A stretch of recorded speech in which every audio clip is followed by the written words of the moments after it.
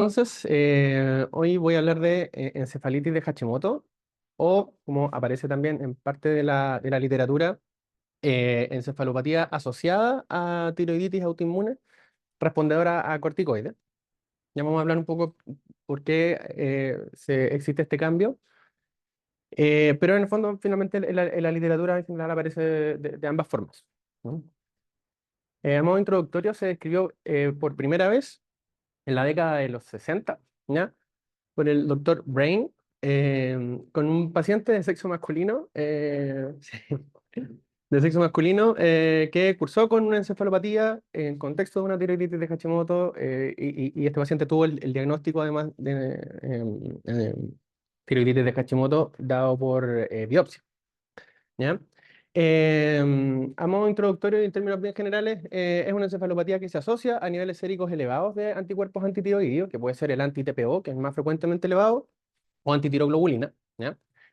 Usualmente, y es muy característico que responda a corticoides, y es por eso que en la sigla, ¿cierto?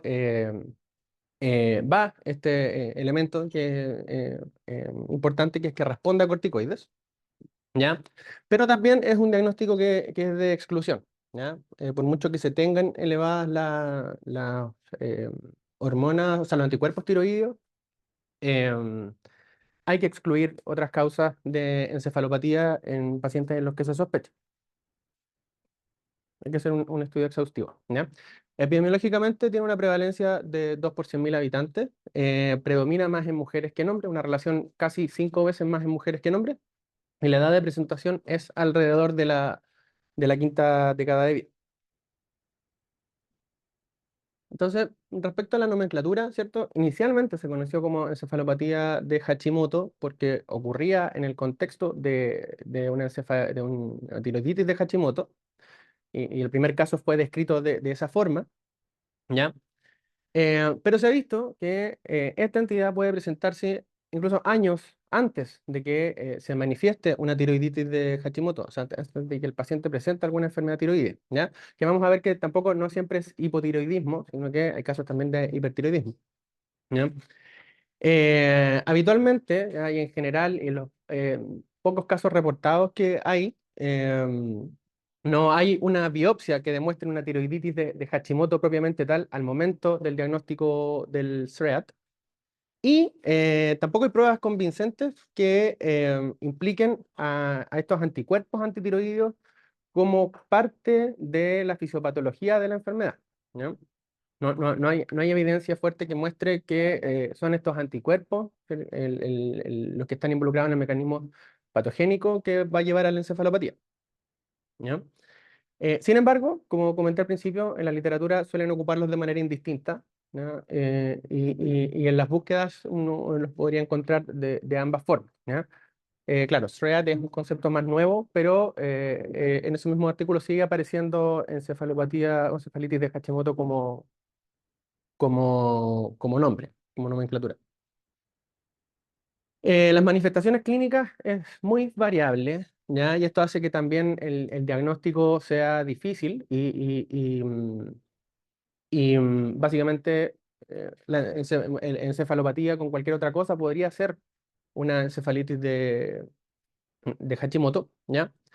La encefalopatía está caracterizada principalmente por un deterioro cognitivo, ¿ya? De progresión rápida, asociado habitualmente a síntomas psiquiátricos, ¿ya? Hay síntomas psiquiátricos de cualquier índole en la esfera psiquiátrica, ¿ya? Desde trastornos del ánimo, manías, psicosis, alucinaciones, ¿ya?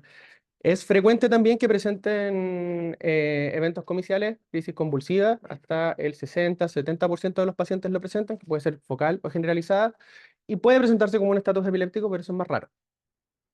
También da clínica extrapiramidal, ¿ya? Puedes presentar temblores, mioclonía o movimientos coreiformes, síndrome cerebeloso, síntomas autonómicos y también es una de las patologías que presentan episodios stroke-like, ¿ya? Es decir, déficits neurológicos agudos, ¿cierto? Que van a presentar remisión después de un periodo. Hay literatura que describe dos grupos de manifestaciones clínicas, tratando como de agruparlos un poco, pese a lo inespecífico que es. porque no hay un patrón clínico, digamos, específico muy orientador, ¿ya? Un tipo es el tipo vasculítico, que es una presentación principalmente episódica, ¿ya? Tiende a tener un curso un poco remitente, recurrente. Ocurre en el 60% de los casos dentro de lo que está descrito. Y aquí los eventos stroke-like son los que van a predominar, ¿ya? Y hay otro tipo que es más progresivo, ¿ya? Que el paciente comienza a deteriorarse de manera progresiva, ¿ya? Y acá los síntomas cognitivos son los que van a predominar. Esta serie de las que encontré es la más grande de pacientes con esta entidad, que es una revisión de casos publicados. Son 251 casos, en donde se ve que los síntomas más frecuentes, bueno, son crisis convulsiva, trastornos del habla, deterioro cognitivo amnésico y síndromes confusionales. ¿Ya? Y de ahí, bueno, una serie de otras o sea, presentaciones como trastorno de la marcha, ideaciones, o sea, ideas delirantes de persecución, mioclonía, depresión, incluso fiebre en un porcentaje menor de los casos, pero puede también. Y en 15% de los casos, según lo reportado en esta serie, se presentaron como en coma, como un coma. Respecto a los anticuerpos antitiroideos, deben estar elevados para poder sustentar el diagnóstico, ya son parte de los criterios diagnósticos, y tenemos que tener uno o ambos anticuerpos antitiroideos elevados, ¿ya? El anti-TPO es el más frecuentemente elevado, casi el 100% de las veces lo está, ¿ya? Sin embargo, también en el 10% de la población general uno podría encontrar anticuerpos anti-TPO elevados, ¿ya? Se plantea en algunas partes que podría haber un valor de corte mayor de 200, mayor de 500 en el anticuerpo anti-TPO. Sin embargo, para efectos de criterios diagnósticos no hay un valor de corte para determinar que el anti-TPO es más probable o menos probablemente que existe en el contexto de un paciente en el que se sospeche un SURAT. Y los antitiroglobulinas están presentes en un menor porcentaje, 50-70% de los casos, ¿ya? Y ya menos frecuente es que se presenten ambos anticuerpos elevados, ¿ya? Y ojo, esto igual es importante que el grado de alteración de los anticuerpos, o sea, qué tan elevados están, no tiene relación necesariamente con la severidad del cuadro clínico. ¿Ya? Respecto al estado tiroideo, ya puede variar, ya puede ser desde un hipotiroidismo severo hasta un hipertiroidismo severo, pero lo más habitual es que el paciente esté eutiroideo o que presente un hipotiroidismo subclínico. Ya, lo más frecuente, ¿cierto? En el 70% de los casos o va a estar eutiroideo o va a tener un hipotiroidismo subclínico. ¿Ya? Un hipotiroidismo franco o más severo se va a ver en un 20% de los casos, y ya menos frecuente que presente hipertiroidismo, ¿ya? Hipertiroidismo severo, hipertiroidismo leve. Pero, digamos, es una amplia gama de estados tiroideos que pueden presentar estos pacientes, ¿no? Digamos, la alteración de las pruebas tiroideas no hace más o menos probable que el paciente presente esta entidad. El líquido también habitualmente es normal o presenta alteraciones, o sea, habitualmente presenta alteraciones inespecíficas, incluso pudiendo ser normal, ¿ya? 85% de los casos reportados en las series presentan hiperproteinorraquia, leucocitos elevados en el 25% de los casos y series de casos, porque esto ya es más para efectos como de investigación, se ha encontrado presencia de anti-TPO y antitiroglobulina en el líquido cefalorraquídeo. El electroencefalograma habitualmente está anormal, ¿ya? No necesariamente con actividad electriforme, pero sí presenta anormalidades, más del 90% de los casos. Lo más frecuente es que tenga una lentitud generalizada, ¿ya? Pero también puede presentar otras alteraciones, ondas trifásicas, puede presentar puntas o descargas lateralizadas periódicas. Y otro aspecto importante del electroencefalograma que va a tender a normalizarse conforme el paciente también vaya respondiendo al tratamiento, ¿ya? Y vaya tendiendo a la recuperación. ¿Ok? Hay un lag, un desfase más o menos como de 2 semanas entre que el paciente mejora y mejora el electroencefalograma. Entonces podría ser un buen examen de seguimiento en estos casos.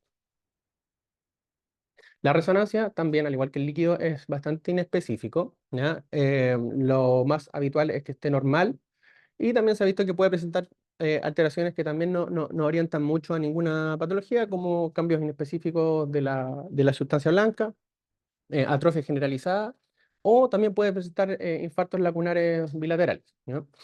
Esto porque en el fondo, si bien la etiopatogenia de la enfermedad no está clara, ya hay teorías, pero no hay nada muy claro. Se habla que pudiese presentar estos pacientes una vasculopatía inmunomediada, ¿ya? Por inmunocomplejos contra vasos arteriales, y en ese contexto se cree que podrían presentar también infartos lacunares. Pero como digo, todo esto es teoría y la patogénesis aún es bastante incierta. Aquí están los criterios diagnósticos, los últimos son los del 2016 de Graus, ¿ya? Son 6 puntos, ¿ya? El paciente presenta encefalopatía asociado a crisis, ¿ya? A mioclonía, eventos stroke-like o síntomas psiquiátricos, ¿ya? Que tenga alguna enfermedad tiroidea leve o subclínica, ¿ya? La resonancia que esté normal o que tenga alteraciones inespecíficas, ¿ya? Que tenga presencia de anti-TPO o antitiroglobulina elevada en sangre, ausencia de anticuerpos antineuronales, ¿ya? Y que se excluyan razonablemente diagnósticos alternativos. ¿Mm? Respecto al tratamiento, ¿cierto? Como lo adelanta la sigla de esta patología, es con corticoides la primera línea, ¿ya? Y es como se han manejado la gran mayoría de los casos reportados en la literatura. Sobre el 90% de los pacientes va a responder a corticoides, ¿ya? Y paralelamente, si hay alguna disfunción tiroidea, manejarla también. Eh, Van a responder dentro de semanas a meses después de la instauración de la terapia corticoidal, ¿ya? Que generalmente es con dosis altas de corticoides al comienzo y después un taper de corticoides con disminución de semanas a meses según la respuesta clínica, ¿ya? Y lo que se ha visto es que la terapia endovenosa con metilprednisolona versus una terapia oral con prednisona no muestra claros beneficios. O sea, no podría, basado en la literatura, ocupar una o la otra. Entonces, los esquemas corticoidales de metilprednisolona es 1 gramo al día por 3 a 5 días. En algunas partes ocupan 500 miligramos al día. Y la prednisona oral, 50 a 150 miligramos al día. Y después hacer un taper, ¿cierto? Una disminución progresiva de la dosis de corticoides en semanas a meses. Ahí se utiliza la respuesta clínica para ver, digamos, en cuánto tiempo uno va a suspender el corticoide. ¿Ya? En algunos lados recomiendan también agregar ahorradores de corticoides, que pueden ser fármacos también que se usen de segunda línea en caso de que el paciente tenga contraindicación de uso de corticoides o que no los tolere o porque, que por alguna razón no se puedan usar. Ya, acetoprina, metotrexato, micofenolato y ciclofosfamida son los que están descritos. Frente a falla terapéutica, intolerancia, contraindicación de corticoides, si no los podemos usar como primera línea, además de los inmunomoduladores que mencioné, se puede usar rituximab. También hay casos en los que se ha usado inmunoglobulina endovenosa y se ha obtenido una buena respuesta, ¿ya? O también plasmaféresis, ¿ya? Pero la verdad es que son reportes de casos y la verdad es que no hay una guía estandarizada de manejo de encefalopatía de Hashimoto actualmente. Entonces, como conclusión, es una entidad de difícil reconocimiento, de difícil diagnóstico y es desafiante por varias razones. Uno es que la variabilidad clínica es muy amplia, el espectro de cosas que el paciente puede presentar es muy amplio y eso hace que la cantidad de diagnósticos posibles antes de pensar en esto sea también muy amplia. Que la patogénesis está poco entendida, ¿ya? Y no está claramente descrita. En general, los hallazgos, tanto de laboratorio, electrofisiológicos o de imágenes, son inespecíficos y no hay guías estandarizadas en el manejo, ¿ya? Entonces, en suma, ¿no? Habría que considerarlo siempre en pacientes que tengan una encefalopatía, que no tenga una causa identificable, ¿cierto? Habiendo hecho un estudio exhaustivo de otras causas posibles, ¿ya? con niveles elevados de anticuerpos antitiroideos, ¿ya? Y mejoría de los síntomas o buena respuesta al uso de corticoides. Como dije, bueno, el estudio debe ser exhaustivo en busca de otras causas, ¿ya? Y el manejo de primera línea es con corticoides, obteniendo en la mayoría de los casos una buena respuesta.